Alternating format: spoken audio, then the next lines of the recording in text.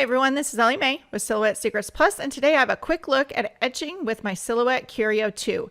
I am setting up the etch in the Silhouette Studio software, and for this design in particular, I wanted to use the guides to set the center point of the design because of the rotation of it. It needed a little bit of tweaking for a visual center.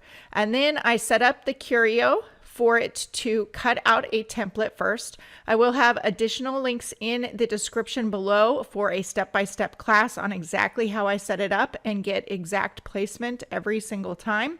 And then I'm using the piece of paper that came out of that template to set the height detection on the Curio. The Curio is unique in that it has a clearance of 20 millimeters, which is the highest clearance of the machines out there.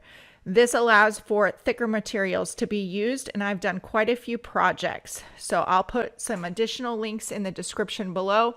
This first one I etched, I forgot to change the spacing and decrease it for my liking.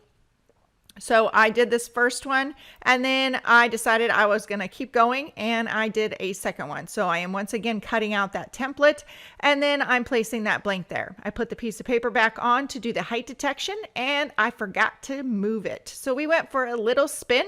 The good news here is that it did not even scratch my blank whatsoever. It just spun that cardstock around. It's not going to work if you do that.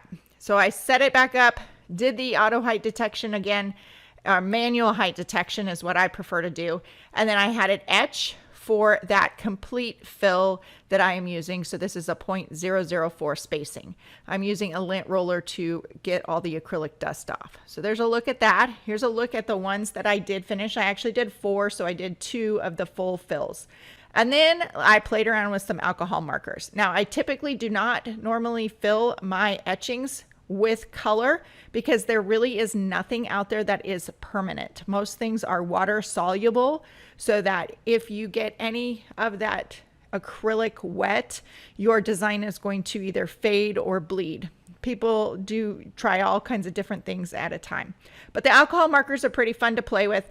When you get into that etching, they kind of bleed out. And so you don't really have maximum control, but I'm just playing around with it to see what happened. And it turned out pretty cool, including this one. That was my very first that had the fill a little bit spaced out.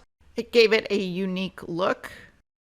I also colored in the one that was just the outline. Typically, I don't like to see those swirl marks from the Power Engraver. It's just not my preferred style, but it looks kind of neat with the alcohol markers. So this is just a couple of things I'm testing, and check out the links in the description below for more information. Thanks for joining me, and have a great day.